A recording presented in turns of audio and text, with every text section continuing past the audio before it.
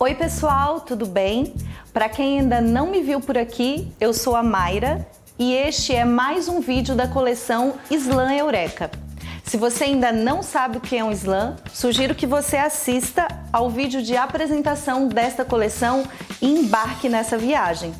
Vocês estão lembrados de que o slam é um campeonato de poesia falado autoral que acontece no mundo inteiro, né?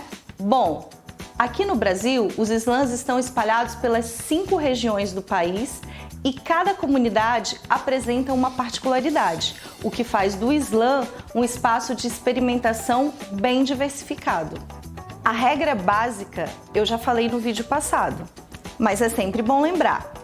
Cada poeta terá que apresentar um poema próprio sem usar qualquer recurso cênico, como figurino, objetos ou instrumentos musicais.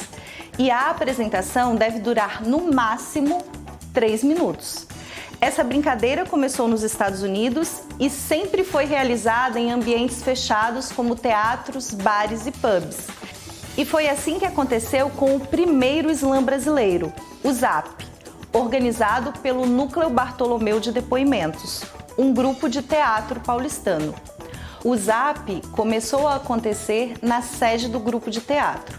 Depois tornou-se itinerante, mas mantendo esse perfil de espaços fechados como teatros, bares, sescs e etc. Mas como a gente também já sabe, o melhor do Brasil é o brasileiro com sua capacidade criativa e subversiva. O segundo slam brasileiro, o Slam da Guilhermina, provocou a primeira grande alteração no slam quando inaugurou a rua como espaço de encontros para celebrar a palavra dos poetas batalhadores. O Guilhermina, primeiro slam de rua do mundo, acontece na Praça de Estação de Metrô Guilhermina Esperança, na zona leste de São Paulo. A partir do Guilhermina, outras comunidades de slam começaram a realizar o campeonato em espaços abertos e, sobretudo, nas regiões periféricas das cidades.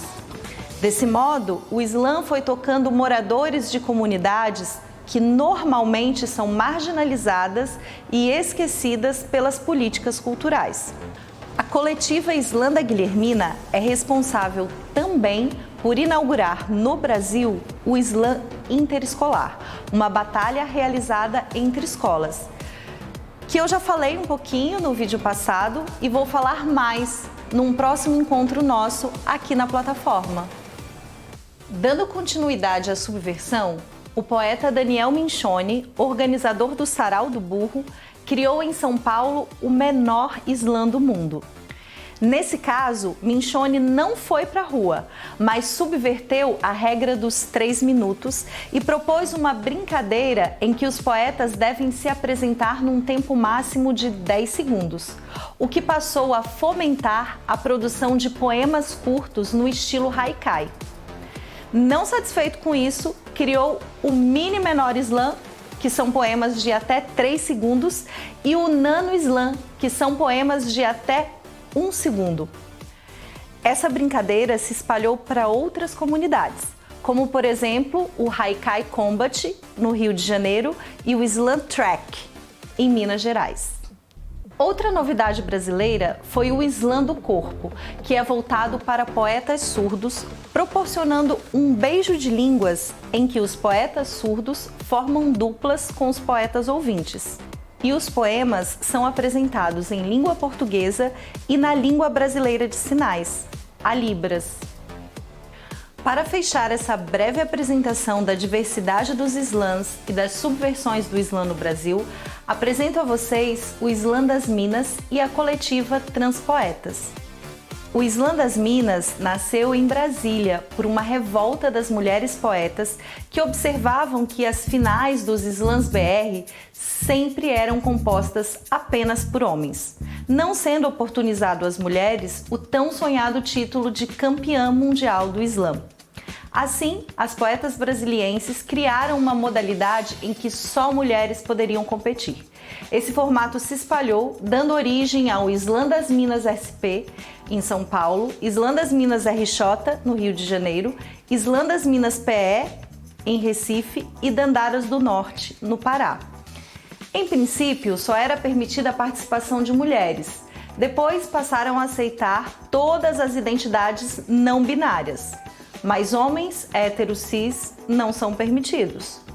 Tom Grito, poeta LGBTQIA+, não binário, masculino, um dos fundadores do Islã das Minas RJ, junto a outros poetas transgêneros, viu a necessidade de se criar um espaço que desse visibilidade aos poetas trans. E assim nasceu a coletiva Transpoetas, responsável, entre outras cositas, pela organização do Islã Queer, uma batalha entre poetas trans não binários. E você, sabe o que é um poeta trans não binário? Não? Ah, então acompanhe nossa coleção, porque a gente vai falar um pouquinho mais dessa temática por aqui. Então é isso, galerinha! O Islã é uma arena de culto à palavra e à diversidade em que as regras podem ser subvertidas e recriadas. Aqui eu apresentei apenas um pouquinho do muito que existe no nosso país quando se fala em Islã. Quer saber mais?